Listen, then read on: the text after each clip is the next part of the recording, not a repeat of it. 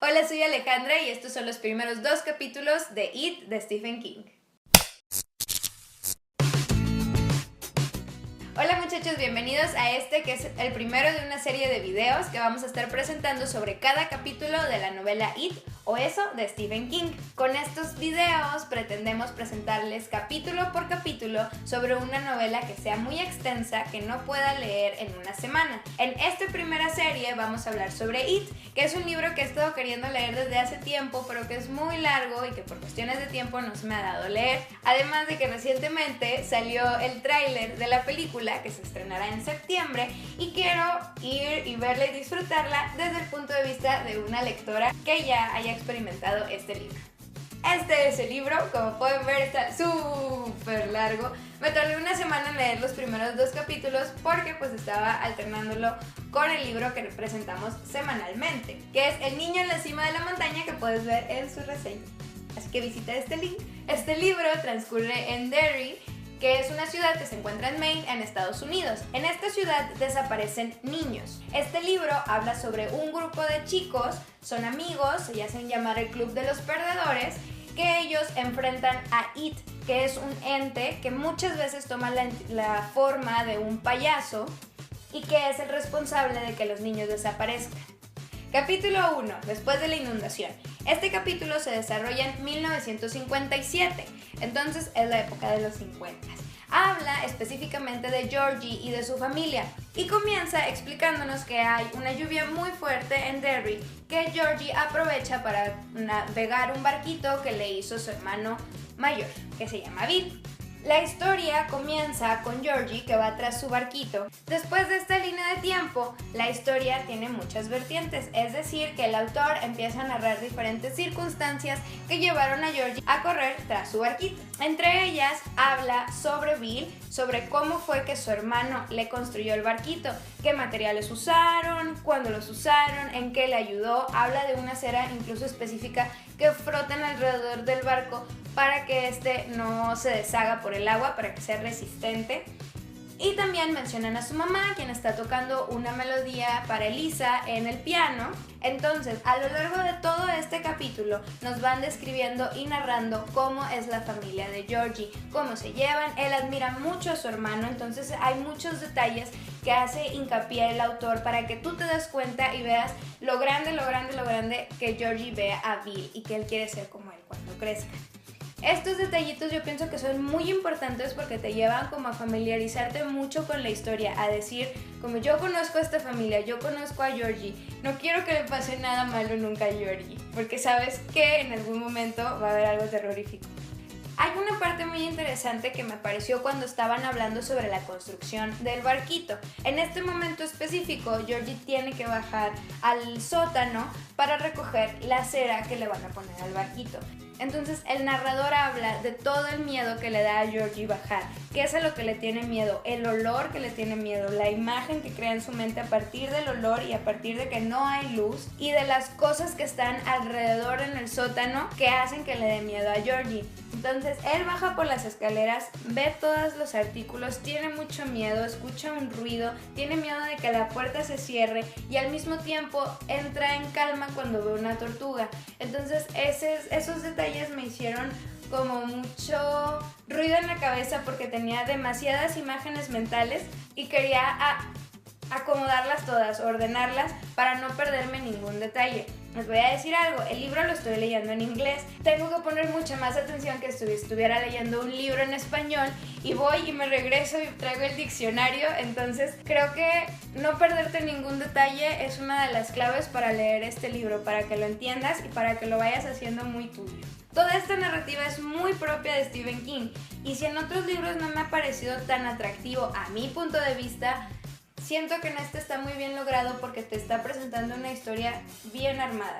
Una historia que ya no tiene lugar a dudas para nada. Entonces, ya que Georgie tiene su barquito, va afuera y empieza a navegarlo, ¿no? Lo pone en la banqueta, se va con el agua. La historia va contando cómo es que él va corriendo, en lo que va pensando, en que quiere contarle a Bill todos los detalles, que si estuviera Bill ahí estuviera más padre, pero quiere decirle y contarle todo lo que él está viendo porque sabe que Bill no solamente está, sino que ve, observa y se se obsesiona con cada detalle. Entonces Georgie conoce muy bien a su hermano y es lo que le quiere transmitir. El barquito cae adentro de una alcantarilla.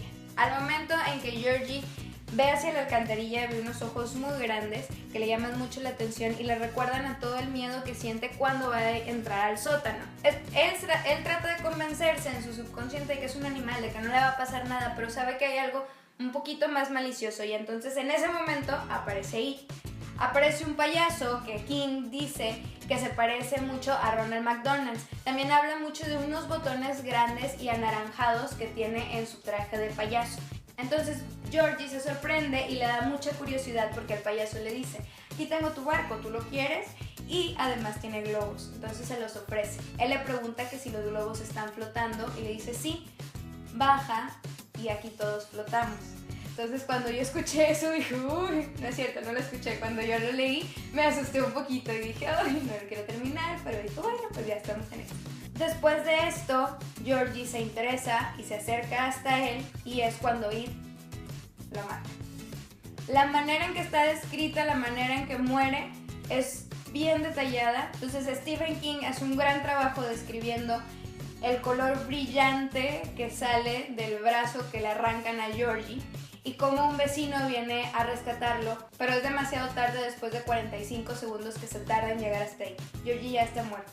Y cuando yo lo leí sentí un hueco en el corazón. El último punto del capítulo que me impactó mucho es que Georgie muere y su vista está viendo hacia el cielo. En un libro que yo leí hace mucho tiempo, recuerdo que mencionaba que las personas que mueren con los ojos abiertos no van al cielo. Entonces se me hizo un detalle muy triste, que no sé si fue intencional, pero seguramente sí lo fue, que contribuyó al desazón, al desabor que conlleva este capítulo.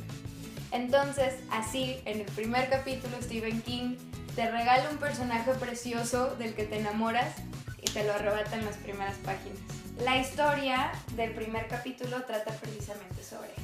Capítulo 2, después del festival, es desarrollado en 1984 y este trata de un tema totalmente diferente. El capítulo 1 y el capítulo 2 no tienen absolutamente nada que ver. El capítulo habla sobre un homicidio, el homicidio de una persona homosexual y cómo son interrogados los 3 sospechosos del homicidio y la pareja de Adrian Meloni, que es la persona que murió. Este capítulo me gustó mucho porque es muy policíaco. Entonces, las entrevistas en la policía, estar narrando la historia como si te estuvieran interrogando, se me hizo muy divertida, aunque la trama fuera muy violenta. Los 3 personajes principales son las personas que hacen el homicidio, que llevan a cabo el homicidio. Entonces son entrevistadas por la policía y cada quien da su versión.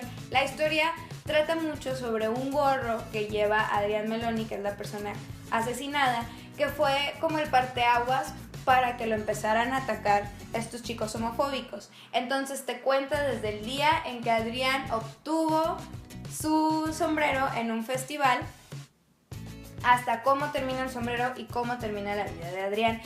Al igual que en el primer capítulo, Stephen King agarra una historia y de ahí parte para contarte muchas cosas.